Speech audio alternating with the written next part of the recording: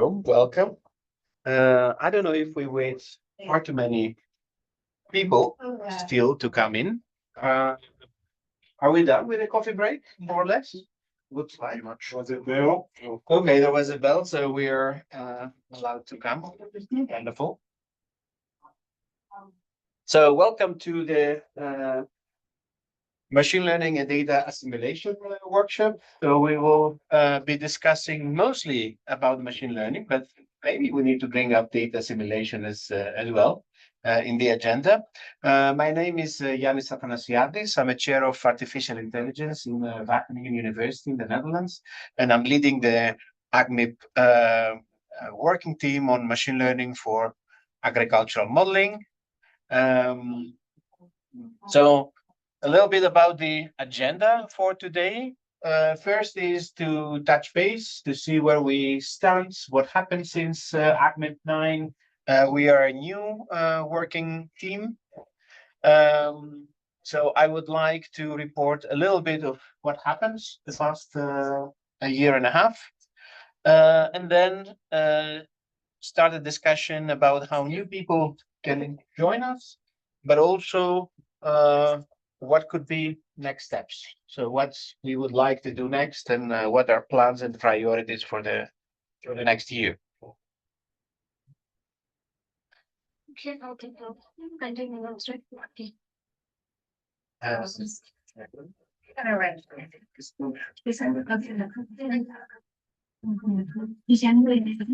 We need some chairs. Okay.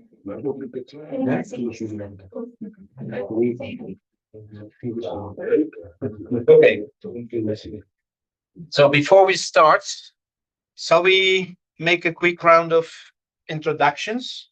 Shall we do it via laptops and mobile phones, or shall we have a proper round and introduce ourselves? What do you think? Let's do a proper round. Huh? We're not that many, so I think it's worth doing a round of introduction. So the challenge is to describe yourself with a tweet, like with a sentence. So I'm Yanis, and I'm chair of AI in Wageningen, and I have an interest in the interface between crop modeling and machine learning. My name is Shrapi. I'm an assistant professor at Purdue University, and I'm a crop modeler. I have an interest in combining crop models with machine learning models because we do have a lot of data. This is Thomas Poletla. I'm from the International Institute of Applied Systems Analysis in Vienna, and I'm working mainly on data science problems in the agriculture and forestry research group. And my background is statistics. I'm trying to reduce complexity modeling, specific parts of crop models, and yeah. Yeah, first of all, I'm for climate impact research. I'm a crop modeler, and I think we desperately need to do better data integration. I'm Monique. I'm a postdoc at Embrapa Brazil, and I have worked with machine learning, and I have worked with process-related models, and I'm trying to work with both of them. My name is Luca Mili. I work for Professor Assess Conference and then active methodologies. I also have a special interest in machine learning. We are at the beginning of infusing it in our processes. My name is Aston Chipanshi. I'm with Agriculture and Agri-Food Canada, and I'm a crop modeler as well as agrometeorologist. And exploring some modules. I've been exploring some modules in this machine learning, and I'd like to introduce them into what we do.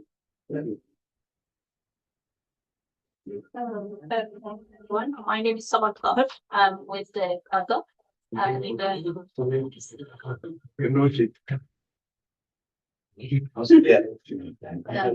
interested in crop models, modeling. Say again your name, I missed it because with a little bit of noise. Okay, my name is Samar Klaver. I'm Karda, Egypt, from Karda, Egypt, and I'm really working on in crop modeling. And right now I'm interested to integrate crop modeling with image processing for data management of precise management. Hello everyone, my name is Siabosa Mpukani. I'm from the National Institute of Agriculture at Virginia. I've mostly been using top models and over the past few years, working with machine learning models, as well for fertilizer, computing models. So here to discuss it a lot more, learn more on how the collaborative and these aspects. Thank you. Hi everyone, my name is Babacar Faye from the University of Sine Saloum in Senegal. I have been participating in many AgMIP initiatives. We go input AgMIP soybean and so on. So I'm a crop modeler and now I want to learn more about machine learning as I have started working on some evaluating crop yield variability using manipulation techniques and I want to learn more about using Yeah. Hi to all. Myself, Dr. Subhash from Indian Agriculture Research Institute, New Delhi. Basically, a crop modeler, but now I have shifted to the crop monitoring using remote sensing and machine learning, and also drone technology. Also, we are using. And my point is how these technologies can be integrated into the crop model. That's my aim. Thank you.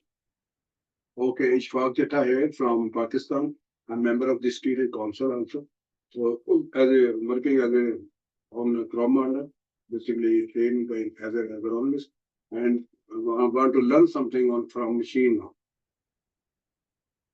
Ron Michael from the Hebrew University of Jerusalem, Israel, working on comparing crop model, also machine learning and remote sensing.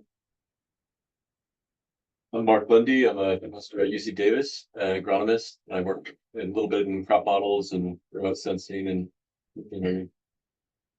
I'm Umnia Neji. I am a PhD candidate at UM60 in Morocco, and I'm mainly working on machine learning applications for crop yield predictions and site-specific fertilizer recommendations. My name is Mejian Yang, and I'm a postdoc at Columbia University and NASADIS. And I'm a crop modeler, and I work on both machine learning and data simulation, and here to learn more about how to combine the two techniques. Samuel Puy, I'm working at RAE France, focusing on parameter estimation and sensitivity analysis methods for crop models, and co-leading the team who's developing the STIX crop model and implied in the calibration activity.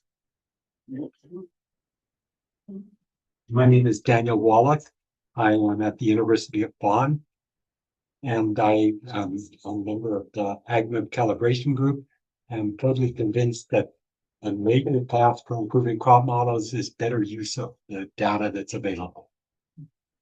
My name is Gabriel Mulero from the Hebrew University of Jerusalem. I'm a PhD student, and basically I work with remote sensing to predict specific crop model variables like radiation use efficiency and leaf area index under different climate conditions. So basically, I use machine learning with remote sensing to see how we could integrate them in crop. Yeah. Welcome all. Shall we also welcome people online? Steve wrote something on the board. Thanks, Steve. But you can also open your mics if you want. I don't see who are all the participants. What would be easier I'll to say do? hi. Hi, Giannis. This is Alex Ruane, and you guys heard from me earlier. I'm the AgMIP Science Coordinator and participating virtually. If you don't mind, I'll just call on the people who are online since you maybe can't see Sure. it. So, Henrique.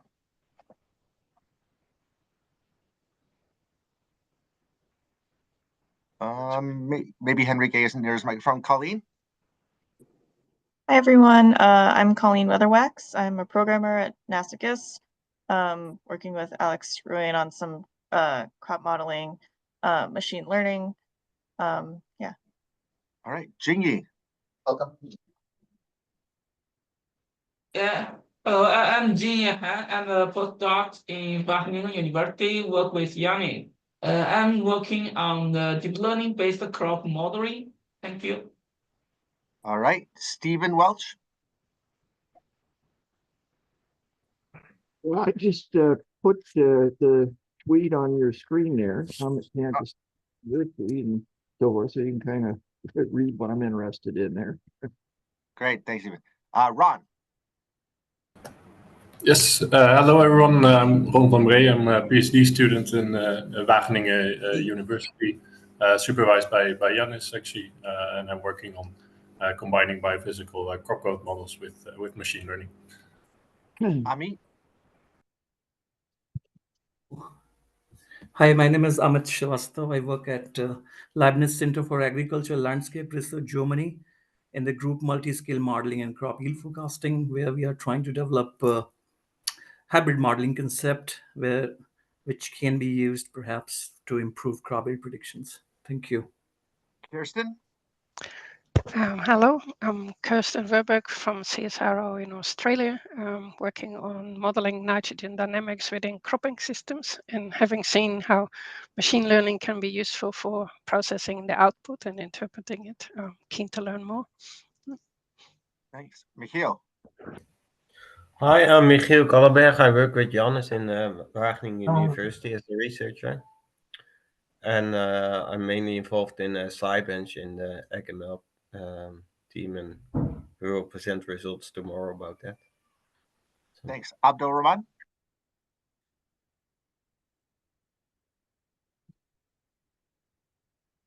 Abdul Rahman, are you there? Yeah. Hello, everyone. I'm sorry for this. I'm BG student at Ankara University. I was working with Sipanshu group, and I'm working on reinforcement learning to enhance the scheduling of irrigation. Thank you. And Henrique, are you able to introduce yourself? Hey, Alex. Yes, I'm back. Hi, I'm Enrique. I'm a postdoc at Columbia University, New York. I'm actually a hydrologist, but I work with the AgMIP10 and at the landscape model in a watershed in upstate New York. All right, that's it. Thanks, Jans. Okay, wonderful. Thanks, people. Great to have all of you here. So to start this discussion, first I would like to go through a few questions to warm up. The first one is to reflect a little bit on how machine learning and AI has already been effective and successful in agriculture-related applications. So I was wondering, and we can use WooClap, or we could discuss, or we can do both. It's okay as you like. But I was trying to find a couple of successful machine learning applications in agriculture, things that we have tried, or that others have tried and really work, and you're excited by that. So who would like to start with something that you've seen recently or not that recently and that really works well in agriculture? I'll throw one out. I saw a presentation by a PhD student from Ignacio Cienfitti's group in November. They took the national wheat data set from Uruguay over about a 10-year period and got calibration from AppSim to some basic crop parameters, and then layered on sentinel data and used machine learning then to take it the next mile, and we're able to get highly accurate predictions of yield about 2 months before harvest from a combination of environmental variables and sentinel images over a really large area, entire country scale. Yeah, and that was done with As a parameter estimation, or yes, so they used it to mostly do the parameter estimation of LAI and other possible measurements. Yeah, and do that in high scale. Yeah, that's a great one. Anything else you would like to throw on the table? University from what Henry presented a couple of weeks ago, and the post from OpenGeoHub was in cooperation with Wageningen University. They used satellite imagery to identify fields across the whole of Europe. Those pretty impressive. Yeah. So we have using deep learning. Yeah, with machine vision and deep learning, they can do crop type detection at the continental level. Yeah, to really high accuracy. Yeah, very high accuracy. Yeah, and I think they're trying to. They will use it also for farmer subsidies too. it's so operational that they will trust it to in a very operational way. Yes. I can share that I was at AgMIP in December in Washington, DC, bragging about the listing of management data in agriculture, the global scale.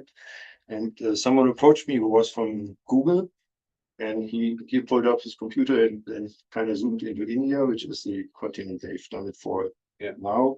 And they had for every field the crop that was sown, when it was harvested, plowing events, burning residues, all that was basically on his computer available. He said, what could you do with these data? Okay. So a lot is possible, and I think really I think that is really the gap we need to fill. Like, what do people do on the fields? And the satellites can see it. We just need to kind of interpret it in a way that it's useful to inform us. So I'm very illiterate in machine learning and all that, but I really hope that we can make that work. Yeah, good point. I think there was a use case in Israel for chickpea, and one of the issues with chickpea is drought during the pod. I think during the final stage of the growth, and that can affect the yield. So what was done, we used satellite images with using Landsat and with machine learning to be able to predict like the onset of drought and to predict leaf water potential. And that was very successful in like telling, okay, this is when to irrigate.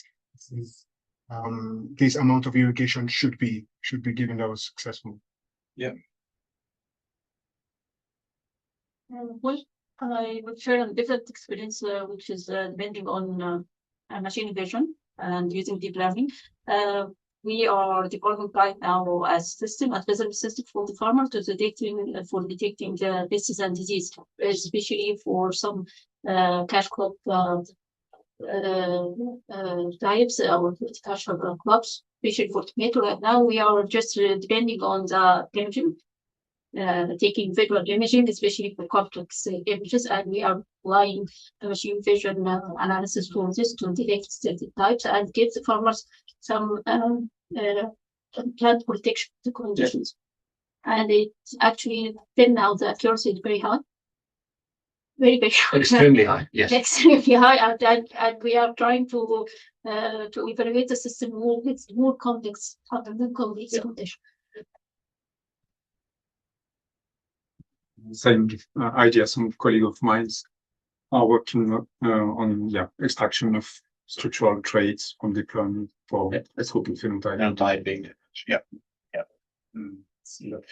Some just to also share something we do in our lab is also fruit quality for fruits like tomatoes, on the spot fruit quality determination, and we used machine learning to try to estimate lycopene levels, TSS, sugar, the sugar, the acidity, and this was really successful. Yeah. Anything more?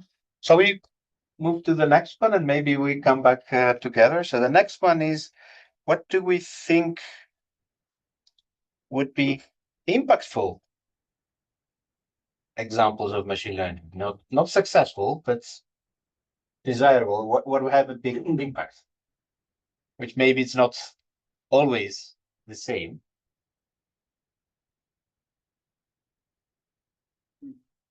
You are asking like the future vision. Yeah. Okay. Yeah. I mean, yeah, it could also be things that are already in practice, but maybe it's also about the future. So like precise prediction of crop yield, I think that would be very impactful because for the implications on markets and pricing, and I think if we can really, machine learning can help us to have a precise prediction early in the season how much we are going to have by the end of the season. We would be ready, and and it's really going to solve issues of food insecurity. Yeah,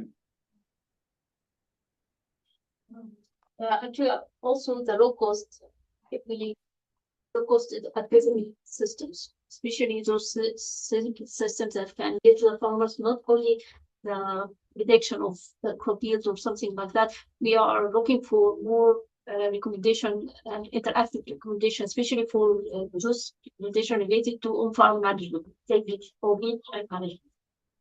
Yep. That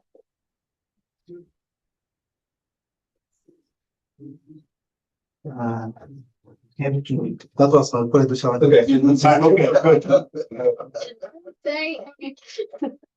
I would say a precise understanding or modeling of the nutrient dynamics that are happening in soil. If we're able to do that in a most accurate way, it would be very impactful for agriculture. Can it be for a long time, like production time of a crop and biotech and abiotics assessment can be conveyed to the farmers or policymakers? This is going to happen. So this type of thing is also required in that way. Yeah. Actually, in our case, in India, we are using this remote sensing and crop models for yield estimation.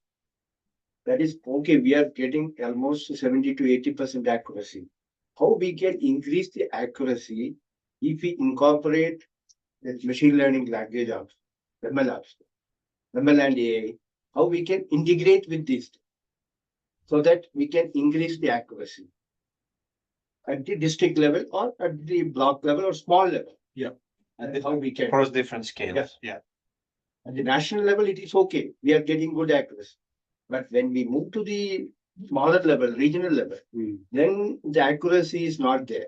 So how we can increase the accuracy using the ML and Yeah. AI? Yeah. That's a good point. Sorry, I think my laptop crashed. So Giannis, can I weigh in from online?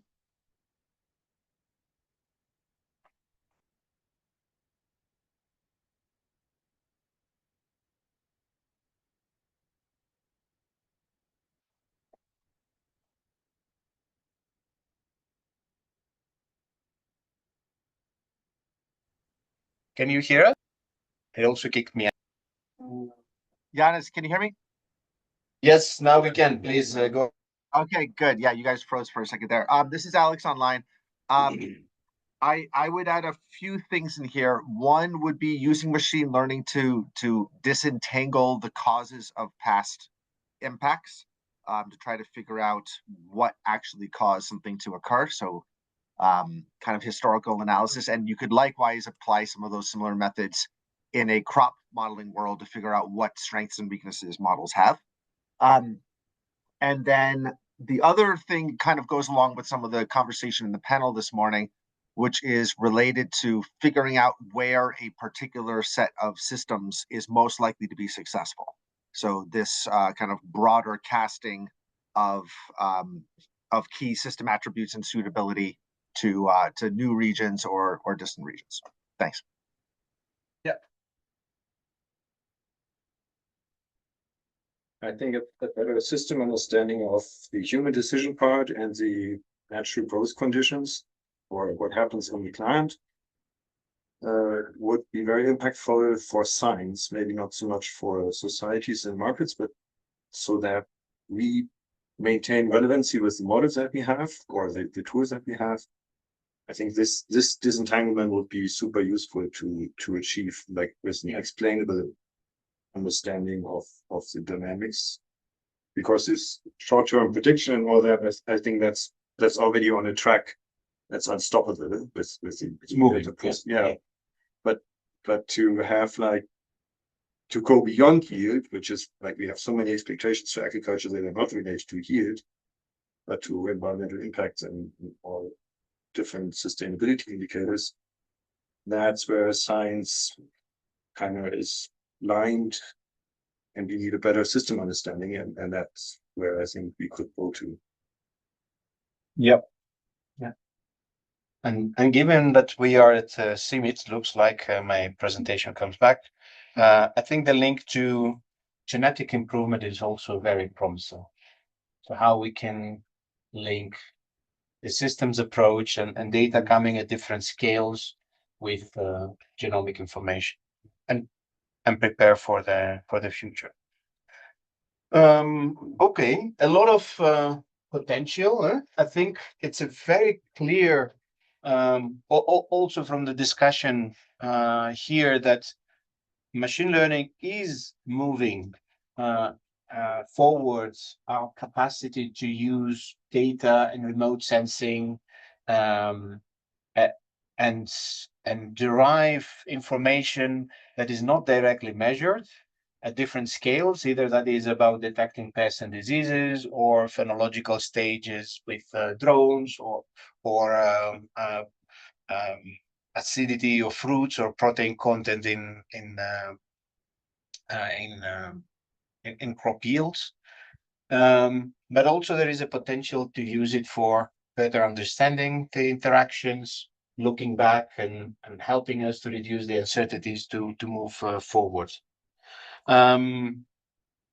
With this kind of an ambition, we started 2 years ago a discussion with many of you in the room and some of you who are online and many others who are not with us today. And we started a new research line in AgMIP called AgML for machine learning for agricultural modeling. And what we want to do is to build an interdisciplinary community that allows us to facilitate knowledge exchange. Many of you already mentioned, we need to know more, we need to learn how to use it. But also to coordinate our activities, because there are so many things going on. How can we align each other agendas? How we can facilitate research progress in both machine learning and agricultural modeling? And last but not least is to do that the AgMIP10 with using protocol-based studies, intercomparing models, and the first step to this direction is to start benchmarking approaches. Because if machine learning is no better than a linear model, maybe we can stick with the tools we have. If it cannot help us improve yield forecasting compared to a process-based model, then we shouldn't be using it. Yeah. But for this and for measuring progress, it's very important to build benchmarks so that we can actually measure it. And what we have been doing in the past 2 years is that we have been working on two tasks. One is to, we called it Future Crops, where and it was led by Lilibel Sweet. And the challenge was to estimate the impacts of future climate on yields. And the key question that we tried to answer with this is to measure the skill of machine learning models to emulate crop model estimates of future climate impacts and see to what extent machine learning can help us understand these interactions and generalize outside of the training distributions. The second line of work, it was towards the subnational yield forecasting task that some of you already mentioned before. And the challenge was to intercompare machine learning models capacity to forecast in-season crop yields in different environments and for different crops. And to do that, we worked on both towards bringing existing data together, aligning them, harmonizing them, building benchmarks, and having some results. But most importantly, we worked as a community. So we really worked together with several people. We had a first workshop. You see how happy we were last January in Wageningen. It wasn't cold, despite it was in the Netherlands and it was January. So we managed to have a sunny day and have a photograph outside. But there really happens a lot of work from people all around the world. And that really made me happy and proud and excited with what we have achieved looking back. But also we have a very lively community that you and we are very open. You're very welcome to join. We have bi-weekly meetings. We were discussing this morning with Monique. Probably we had more than 60 of them since last year, because we had meetings on Tuesdays to catch up and Tuesdays on Fridays to hack things and to work on tasks. So there is a lot of excitement, a lot of onboarding, but also a lot of work that has happened in the past year. And I'm very proud to present, for those of you who are not aware, the work that we've done on the Future Crop Challenge, which we made it as a public Kaggle competition. We had more than 220 entries of about 30 participants, 32 participants.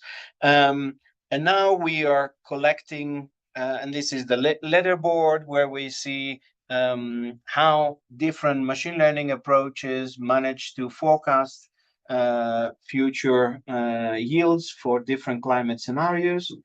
And now we are in the process that we will start analyzing these results and try to understand better which are the methods that work and when and under which conditions.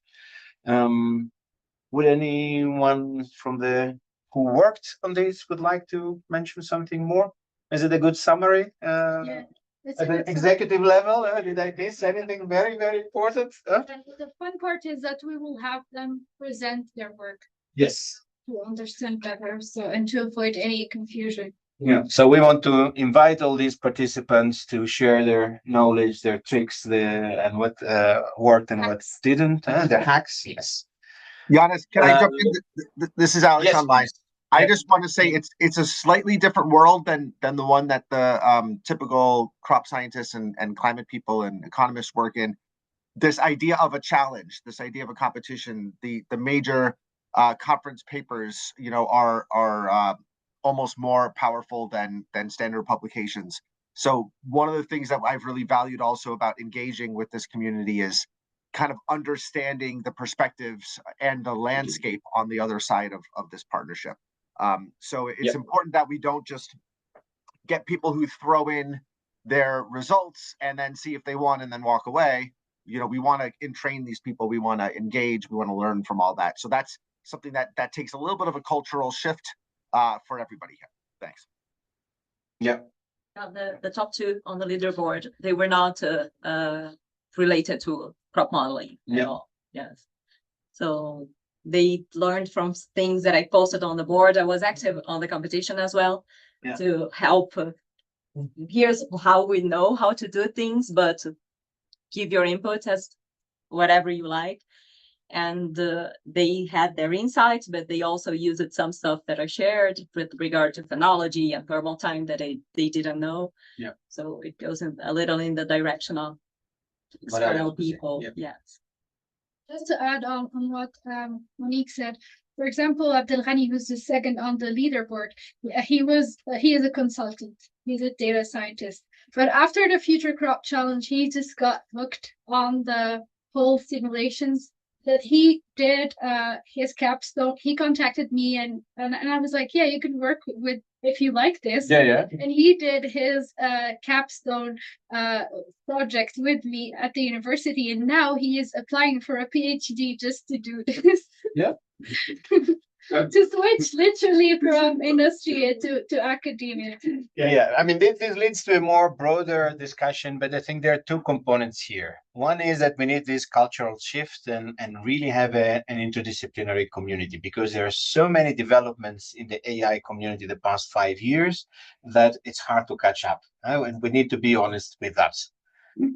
What I typically say to my colleagues in Wageningen is that we can no longer expect an agronomer to go in the field in the morning, build a database at lunch, and run a crop growth model or a statistical analysis in the afternoon, and then for dinner do an AI model on top of that. The depth and the breadth and the necessary depth of knowledge is far too much. So we need to do this work, but to do it in teams, so that people with different complementary skills can work together. And in retrospect, how it worked with AgML, I think we started building on this and gaining knowledge and experience on how to do it and try to see each other views and the different cultural or how we work kind of thing from an academic point of view, but also from an impact point of view. What do we want to achieve and for whom and how? And the other thing that, okay, maybe that's I will come back also with the second task, is that, yeah, for we need also to make our own definition of the tasks more explicit. So we need to have metrics that really reflect what we want to optimize for. Because is it R square or RMSE what we're really looking for in this competition, or should we have different kinds of metrics, how to measure success? And then if it's more about understanding or about extreme events or different kinds of aspects, how do we measure that? Because if we can measure it, then we can measure also progress on these tasks in a more subjective way rather than on a case-based approach. And I think we will come back to these points also later during the discussion. Are there any comments or questions on this activity on future crops? We can come back to that later as well. I have a question on yes, please. This competition. It looks very exciting, but with the proliferation of things like ChatGPT and post data out there, how would you prevent, if you agree on an evaluation statistic, for example, RSM or whatever, that how would you know that this is real data that's being tested? To organize the computation, we provided the data and people had to model on the data. Yeah. So we separated the. Yeah. You see that there is the public leaderboard and the private leaderboard. There are the tabs there, and on the website. Yeah. There's the public and the private leaderboards, and during the competition we only had access to the public leaderboard, and then in the end we review the private leaderboard with subtraction of the data set that had not been seen, and we check the performance and the winner of the competition on the private leaderboard. So in this case, we use the GGCMI data and we partitioned it in 3 periods, and we asked people to train a model using the current periods, evaluate it in the midterm, and the private leaderboard was the end of the century. Yeah, so the third period, if I recall. Yes. Correctly. Yeah. I think it's really important to make clear exactly what data is being used to make these predictions. So in this particular case, this is just yield data from a long period, or so what we used was the simulated data that has been produced by the GGCMI team. Yeah. So as predictors were environmental data, Environmental, fertilization. fertilization and soil, maybe. Yeah. Something like soil. Temperature. Yeah. So it was weather as a forcing, soil, and then the response was the crop growth model response. Yeah, and CO2 levels. Yeah. It's synthetic data that the yield data was synthetic development gotten from the crop models, and then the predictors were real weather and environmental data. Yeah, or the climate projections of CMIP, right? For the future. Yeah. If the challenge is still open for new entries, You can submit late submissions. Yeah. But, Yeah, it's open if you want to play around, learn, and see how you compete. It's still open. We had a cutoff date just to close it, but you're very welcome to play around and have a look. And all the data is public, open, and maybe that's also something we can come back later about data ownership and and licensing. So yeah, which models cover next? I wouldn't be able to know that. Yeah, Do we know? we have not yet Yeah. analyzed the No, results. we didn't go there yet, so we don't have a very clear result there. We received a lot of submissions. Yeah. Yeah. The other thing we did is we started building a global data set for subnational yield forecasting. So try to estimate yields not at the national level, but the smallest administrative units for which yield has been reported from statistical offices, and we brought together data for maize and wheat, I think for more than 40 countries.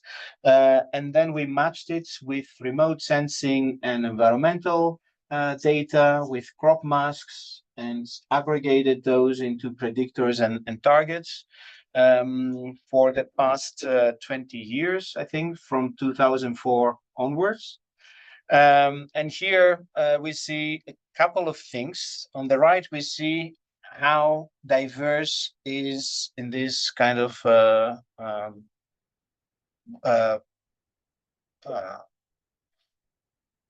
graph here. We see the availability of data across different countries. So each line is a country, but also the volume of it, because some countries are really huge, like Brazil and the US. It's the size of a continent, and some other countries are very small, like Liechtenstein in Europe, or Cyprus or so.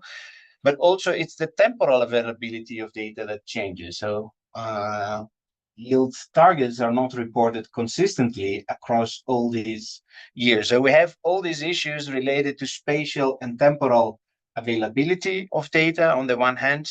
On the other hand, we have issues related to the size of these geographical units. And now we have brought all these together as a data project, and we submitted it last year for a top AI conference called NeurIPS. We were very, very close to get through a very competitive process, but we failed, which was in itself a very good outcome. So because it was a very high, very competitive venue. So we did very well, and I personally was very excited with the result, even if we didn't manage to go past the bar, but we were very, very close. So I think the cutoff was 6.5 out of 10, and we had 6.2 or something like that. So we were really close, which is a major achievement of the team. Also in establishing a research collaboration and links with the AI community, and not only with the agricultural community, but also with the AI community. And I think this is a very good example of how a lot of the problems we have are relevant for AI scientists, also what we have been discussing before, but it's very hard for them to approach them correctly. And there, I think we have a responsibility as a community to make our problems available, share them so that others can pick them up, and maybe help us solve them in a better way.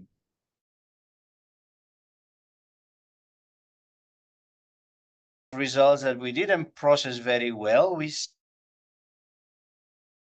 between countries, methods. So there are not clear winners that a particular method is always outperforming. Also because of all these links with data availability, numbers of labels, what are the main drivers of yield variability in every country, which is not necessarily always the weather. So maybe it's yields are driven by socioeconomic factors. So we need more of a systems approach, as it was discussed this morning.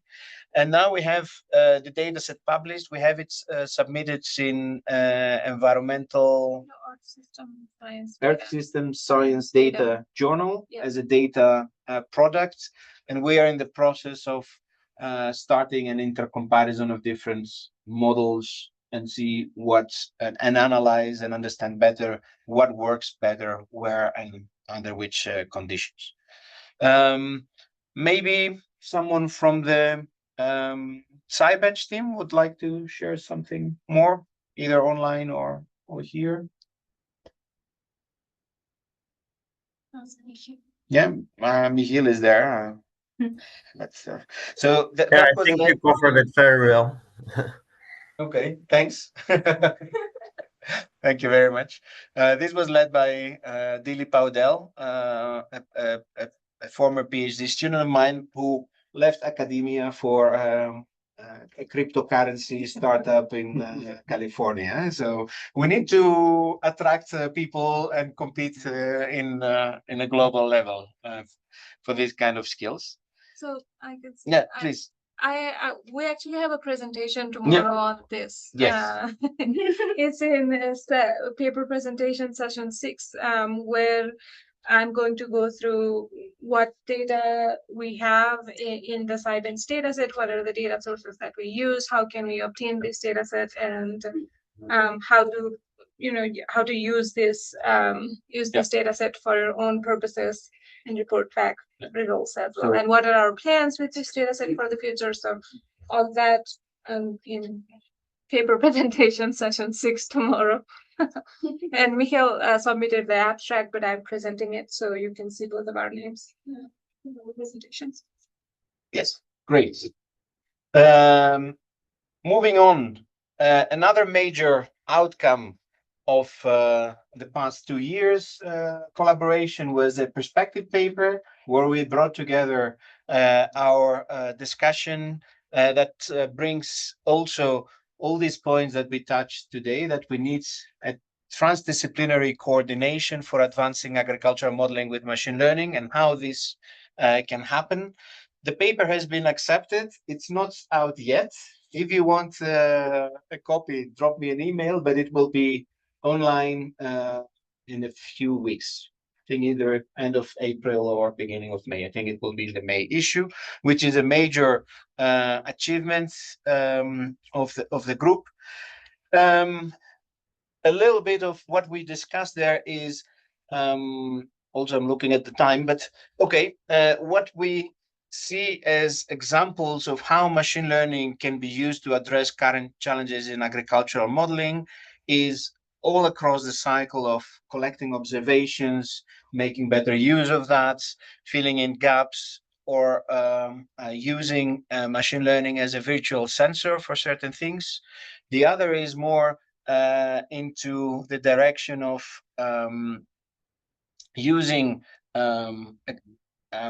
explainable AI to better understand and suggest theory potentially of different relationships.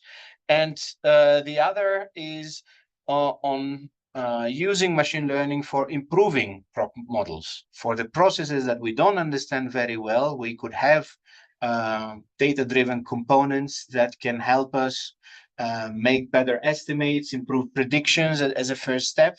But as a second step, maybe understand better what are the interactions. And of course, it's not a magic wand. So there is a lot of criticism and things we have been, okay, it stopped working again. So is it me or the network? Yes, okay, it moved. Okay, I think it's the internet that is a little bit slow. So there are also pitfalls and shortcomings of all these data-driven methods that have to do with either overfitting, so we need to bring in our understanding of spatio-temporal correlations of agricultural systems very well in into how we design and evaluate machine learning models. Otherwise, they are very good in memorizing data, so they can very easily show high performance in training, but then fail in new conditions or out of distributions. But also consider our understanding of systems when we create models that don't capture the actual causal mechanisms that we understand. And occasionally this is the case because we don't know that, but when we know them, we need to be more aware of it. So that was a kind of long story short of what we have been doing the past 2 years. Any questions or comments so far? Shall we move a little bit, looking forward, what comes next? Anyone online with comments? Just use your microphone, guys. Don't see the chat for your information. Yeah.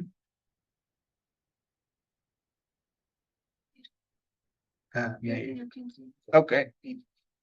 There is nothing on the chat, but do speak up. So a little bit on how we worked. So last year, this is, I copied it from our presentation in AgMIP10.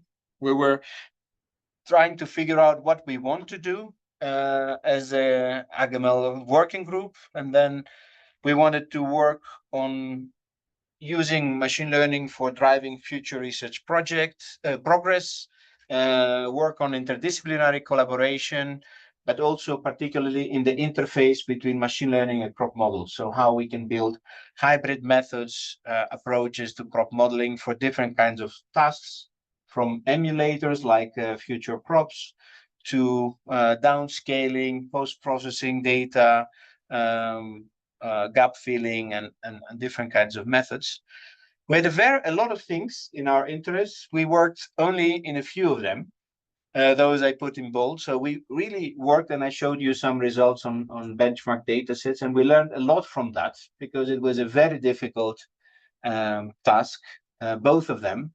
Even in the case of GGCMI, the data were well documented, available, public, no licensing issues. Setting up a challenge, setting up a competition was not that straightforward. So it required a lot of discussions and understanding and thinking, what do we want to do, for whom, what is the right research question.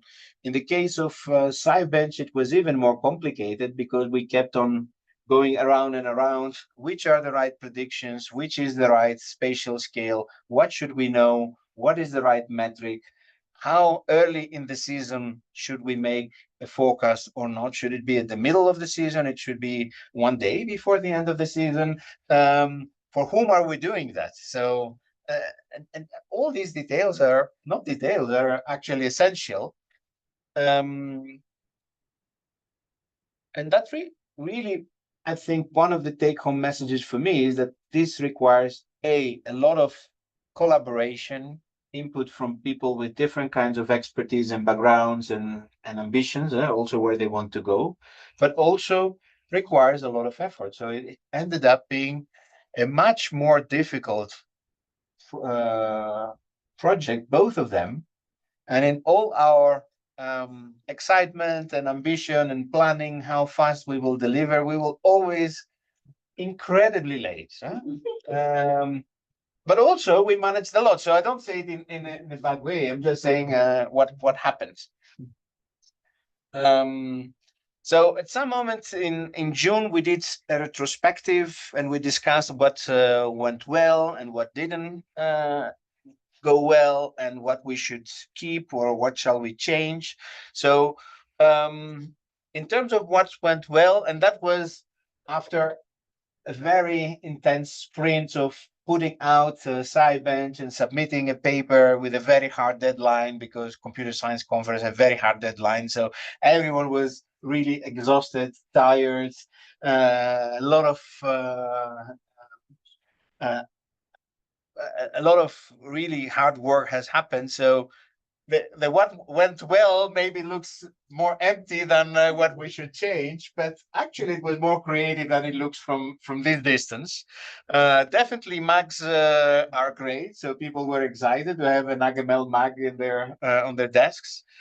But it was very clear that it's great to have a multinational global community and have common targets, but at the same time not having a very clear structure, funding, support for these kind of activities, it can be challenging, especially for PhD students who needs to achieve far too many things. Having something as a hardcore thing of your PhD or not, it meant a lot for them. And some of them put a lot of effort there, and then they had to catch up for their own business. So how we keep balance there, it was a crucial problem for our group. And I see, Daniel, you're laughing, so probably you have been through that before, so I'm not telling you really new things. And then after the summer, we started looking forward, things we want to do. We had discussions and drawing boards and interviews and meetings, and a lot of things came up. I think mostly in a couple of directions. One is about hybrid models. So we want to bring more in our expertise on crop modeling into our activities. Another one was so looking into this. So this was about hybrid modeling that attracted a lot of attention. The other was about reinforcement learning, causal machine learning, but also there were a lot of ideas that were bringing more and up again issues related to training material, maybe organizing a summer school, how we raise the level of our own members, but also the broader community around it. And this kind of leaves us to where we stand today. So we have a set of ongoing activities. So SciBench is moving forwards on intercomparing some models, and our ambition is to have a paper coming on that with some conclusions about which methods work better and under which conditions.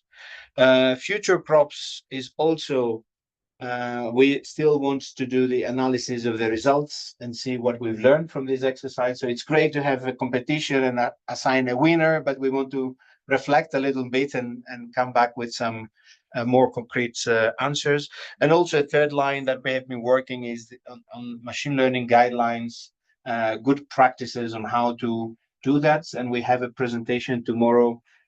Today. I'm totally lost with side presentations. Where, Monique? Just for the advertisement? Okay, you will tell us later. But also what we want to do is to organize. So all of us are excited with the interface of crop models and machine learning and how we can bring them together. But after a lot of discussions, we realized we don't agree on what that is or how it can happen. Because some people are talking about using crop models outputs as additional inputs into machine learning models. Others are interested in estimating crop model parameters from data. Others are interested in emulating crop models using machine learning to make decisions faster or do less simulation. So there is a kind of a very broad spectrum of how this interface between machine learning and crop modeling can happen. So what we want to do, so in a way, we're not mature enough to do an intercomparison study because we're still exploring this. Yeah, so it's not that we have a lot of experience and we want to reflect on that.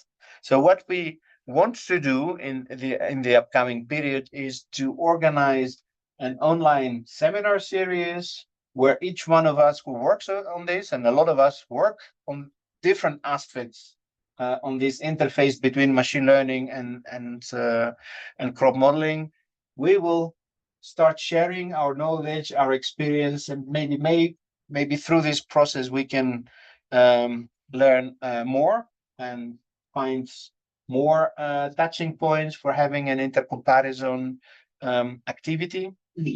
The other thing we want to do is to have a second face-to-face workshop, because that really worked very well in terms of building the community, but also deciding what to do and how to move forwards. And yeah, the other thing is what we miss. So I mentioned that before. We miss a little bit more dedicated young people, junior leaders who will actually bring and push things forward. That's something that Also money. yeah, money could be useful. This is essential because young people need too much. Of course, but so and I think, I mean, from you, Prati, but also from others, the involvement in AgMIP and AgML is really a good ticket for all the participants, for their career development and so on. But this needs to also be parts of your job in a way. And doing that is not necessarily very straightforward. So that's where we need the most senior of us to include AgMIP and AgMIP related activities into other projects so that we can actually involve our students and young faculty into these directions. Yeah. When you are planning second AgMIP workshop? That's half of the year. That will probably be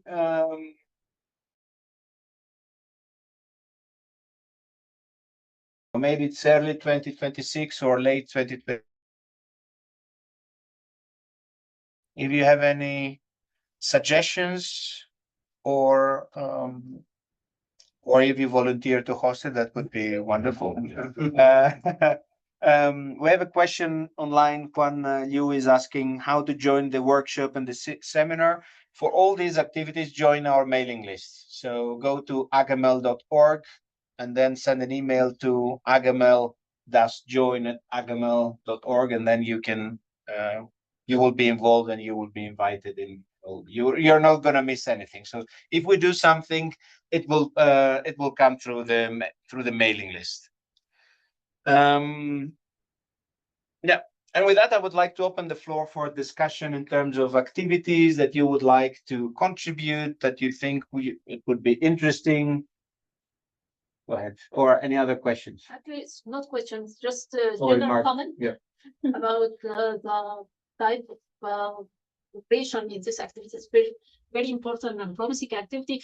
But I see that in general, AgMIP is not in touch with several national partners, especially in the northern part, in the north, because several national partners right now have the topic of modeling and machine learning very, very attractive, especially for young people. Yeah. So if we are talking about we need for new researchers, new young people to work in this field, but we don't have enough, for example, budget for covering the work. We should a little bit get used or engage those PhD students, master students that they already registered on these topics, but they may need some guidance, some kind of international interaction more rather than, and they need to reach their experience in this one. So if I'm not sure in this group, if you just having more interaction with several national partners, I think it would be good experience and good adding. Okay. Yeah, maybe that's something we can follow up more actively. Yeah, and reach out for funding and links with the national agencies. Yeah.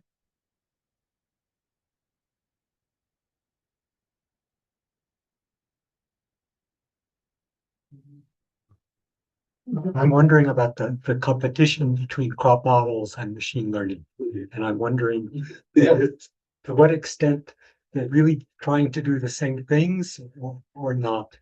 Because in the example, crop models typical, not the only use of crop models, but one typical use of crop models is for a particular environment and a particular variety, a particular cultivar, and predicting behavior under future conditions. Is there really a competition between machine learning and crop models for that, and then also for other uses of crop models? For this, yeah, that's a good question. Who would like to answer this one? Prati, go ahead. So I'm improving. The way I see it as a crop model, it is not as a competition, but as a complementary approach to obtaining or reaching our goal, basically. So when I see crop models, I don't see it as only a prediction tool, but as a scientist to understand different physiological mechanisms that happens in a crop that can be explained. So the complementarity between crop models and machine learning models for me comes from explainability of the crop models and the data-driven power of machine learning models, which we would like to use in a complementary way rather than in a competitive way. I can see how it might seem like a competition to I mean some people if you are just trying to predict yield. Why use crop models if you can just use data and a machine learning model and get similar results? And that's a good question, but how well can you explain why why you got the results you got, and crop models come into play in explaining that why and how. Just a second. In particular, for the competition, we did that because we wanted to see the capabilities of the crop, the machine learning models. I mean, are we able actually to even get close to the results that are obtained? I mean, this is the first step. If we can't do that, we can. I don't know how much further we can go, but we wanted to check this first step. We were able to emulate the crop model. What about the accuracy of the results without crop models you can see?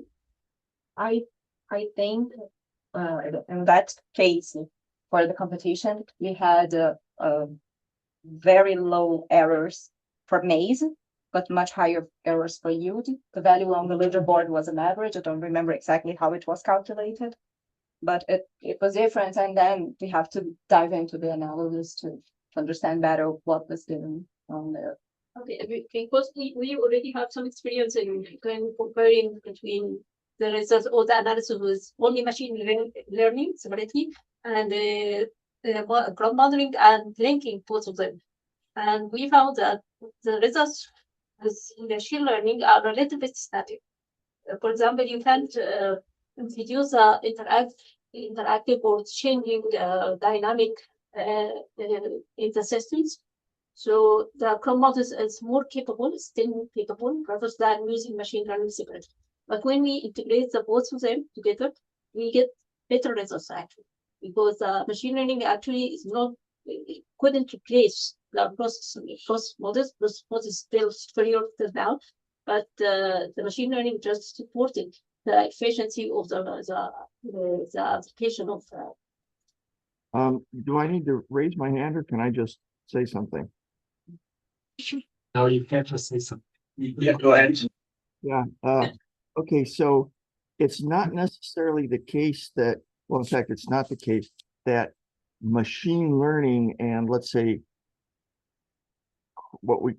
certain aspects of what we call crop models are necessarily distinct. In particular, if you look at the sort of systems biology gene network type models, there's very close functional equivalence between how neural networks work, especially recurrent neural networks, and gene networks in the sense of the common or closely related activation functions and so forth and so on. So there's actually sort of a topological equivalency. You know, if you look at say, and if you look at say phenology, particularly flowering time ecophysiological models, they've been under construction for such a huge period of time that they've actually converged to calculating things in ways that map nicely to how the underlying gene network for floral initiation work. And so, you know, it's not necessarily that the case that these are distinct topics, or at least that we can't begin to look at what parts of this map with what parts of that, if you see what I'm saying. Yeah. Yeah, good points, Stephen. Thanks. Yeah, to summarize, I think my single line answer to your comment, Daniel, is that it's not there for competing, it's for complementing. Yeah. So it could be for parameter estimation, for doing things at a larger scale, but if you have a small data set in a in a particular region and you understand it very well, I don't think machine learning can do any better than a crop model. If you want to do things in a large scale, that's depressing. Yes. No, I agree. I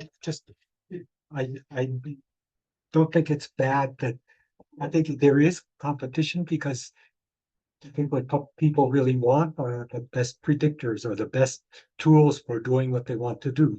So I think it's important to consider the different possibilities and to decide which is the best option. I mean, Yes. I don't consider this a But also- problem. Yeah, that but there's also we another need method of doing the systems approach.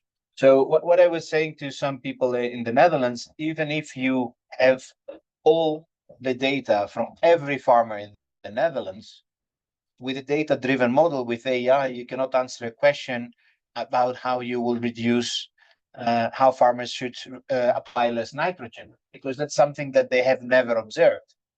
They don't do that. So if we say we want to go to a regime where farmers will apply less nitrogen, AI will not make any miracles. Similarly, if we want to look into future climates, that's something that and you are interested, you have only data about one region, that's not going to happen. So, and we know that machine learning is the wrong tool for this kind of things, but it's a very good tool if you want to make predictions, even if you don't understand all how this has happened. Huh? So I think it's somewhere between. I think it comes back to if you see crop models as explanatory tools versus a fancy curve fitting. Yeah.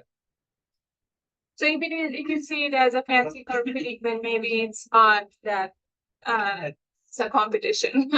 Yeah, I understand that, but maybe worthwhile going a bit further than to that. We say that machine learning is only useful when you have a sample from the target population that you're interested in predicting for. That is what I understood. I mean, classical machine learning, yes, but not all of it. Yeah.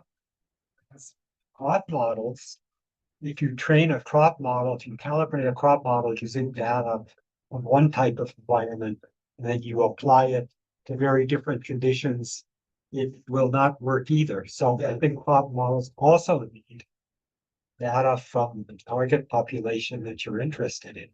So I'm not sure that's a distinction, that crop models predict things that you've never seen. I would never trust a crop model with something that it has never seen. I'll have it on record Yeah. now. Yeah. Good. AI is listening, so we will get notes soon. Good. Any other points from the room? Yes. Maybe just a very one question and some comments. As I don't know much about machine learning, but I know that crop model we need a lot of data. I would say at least I think for parameters like climate, soil, and management. And yeah, and for machine learning, I don't think you need all these kind of parameters like climate, soil at the same time for prediction. I was just asking myself how we improve crop model using machine learning. So I don't know, this is my question. And secondly, I think also working with crop model, I have the feeling that it's more comfortable because you can understand things what happening if you run the simulations, like debugging what is working well, what is not working well. But coming to the machine learning things, I'm just having the feeling that everything is in black box, I would say. I don't know if I'm right or not. Sometimes if you do a mistake, I don't know if you are able to correct it. And because I run one model, machine learning model, but I see that everything was like very, when I look at my errors where everything was very nearly to one, seems everything was working well, but I don't know. So anyway, so some things I just realized that I started working on. everything seems to work well, but I don't. But it doesn't. Maybe I don't know. It just memorize your data. So they are so flexible that they just memorize your data. So, I would like to comment on what is said. I think for crop models, there are specific parameters that could be like it's difficult to get on the go for your crop models. I understand that parameters like leaf area index, or I'm talking about this because I work with this, and radiation use efficiency is usually difficult to get on the go for your crop models. And with the machine learning and maybe some remote sensing stuff today, you can do this. And the point that machine learning can be a black box, I think it's partly so, but today we can try to do like some feature importance and variable importance to see what is controlling what predictions today. So on one hand, yes, it's a black box, but on the other hand, you can understand how this particular model is dealing with all the input parameters to get this what's it called, this result. And if you know these features, then you can try them on totally different data set to see if those features are explainable and can give you the same result over time. So not to be scared of the one-to-one result that you get. So, well, our next point of discussion could be how do you use machine learning models and all of the data that we typically use with machine learning models together with crop models, and is there any value to it? Or do you just see it as a competition and we would rather use one versus the other? Is there any ideas for complementary approaches in the group?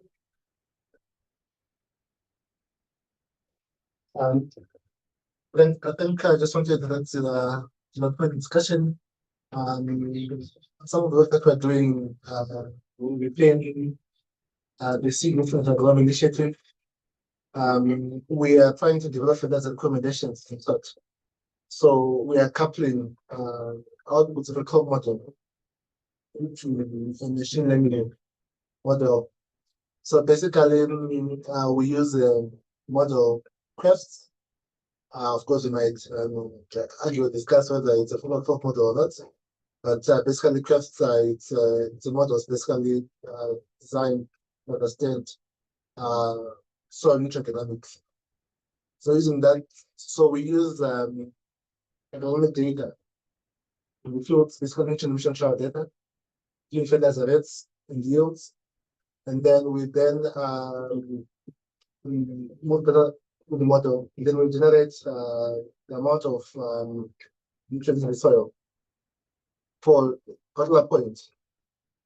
We then couple those outputs with the machine learning model, then extrapolate it to other places where we don't have observed or measured data.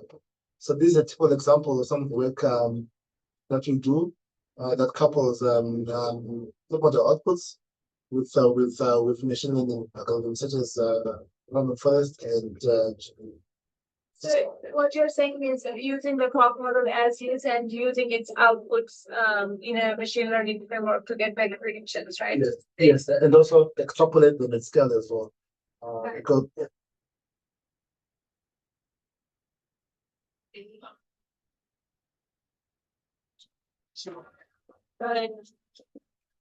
we have another example that we are using image processing again to extract the stress factor, especially in terms of leaf area index, the current or actual leaf area index of the crops.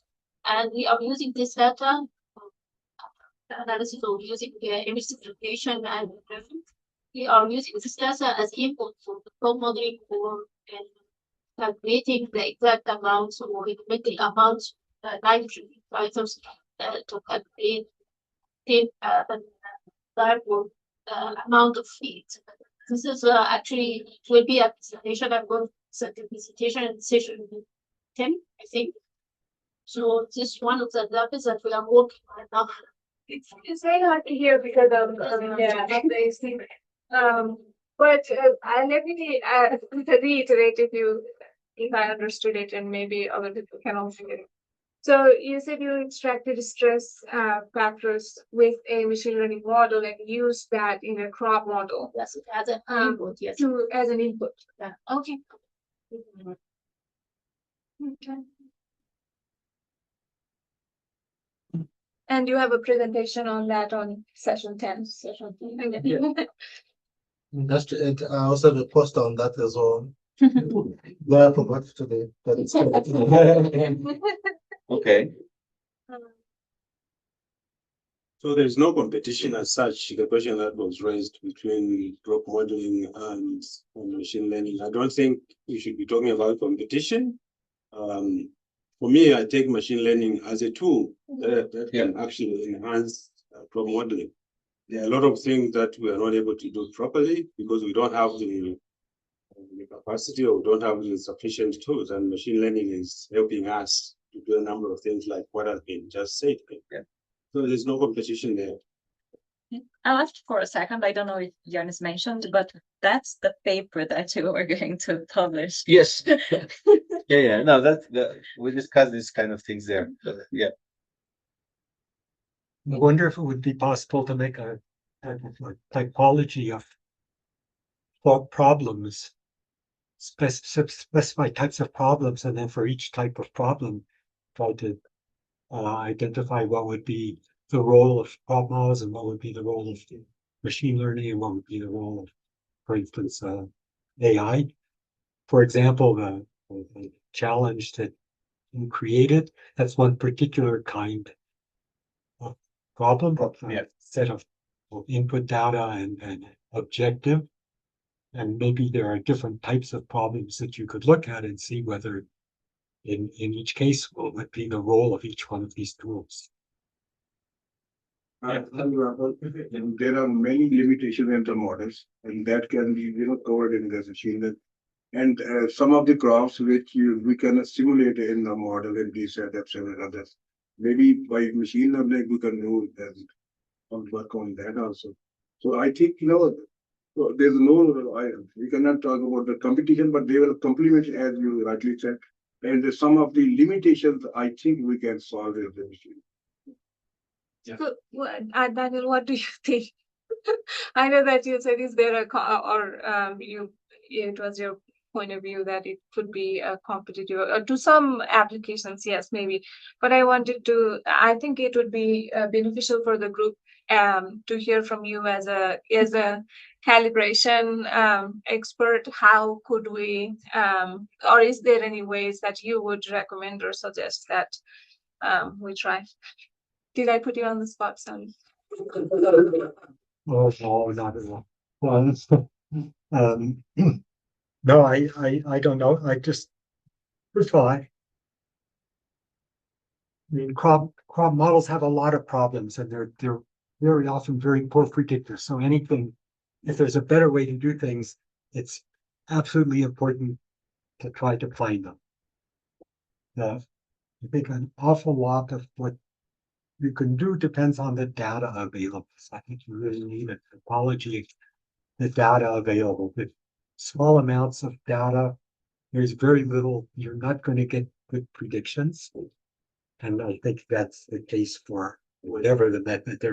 Methods don't invent data.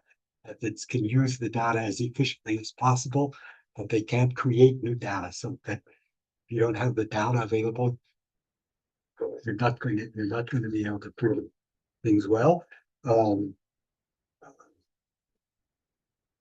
More particularly to your point, I'm totally incompetent from responding to that question. I don't know, and I hope your group is going to tell us what's the best way to combine these things. Yeah, I'll build up that a little bit. I build applications in California primarily, and your point about what's the data available, that's my starting point. If I can't extend that outcome to every corner of California that I'm trying to inform, then it can't be in the model apparently. And so that pares it down to very simple models. And I've been finding that getting a phenological prediction and then layering on some empirical data from imagery is a good workflow. But it probably underutilizes some of the benefits of crop modeling if you could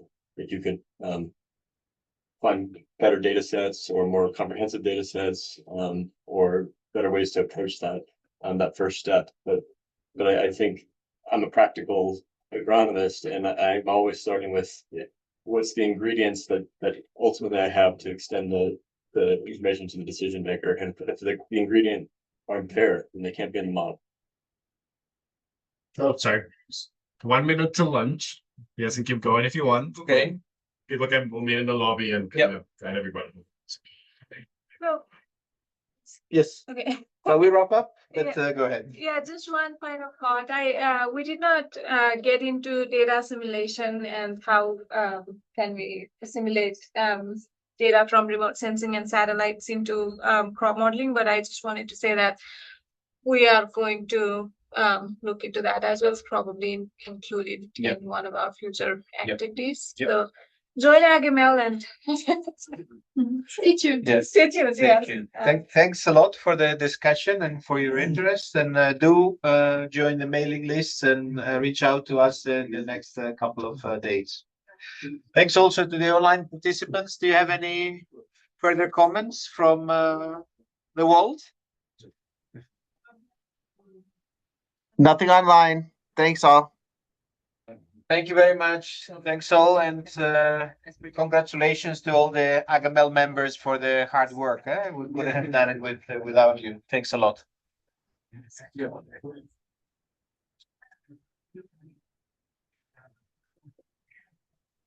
We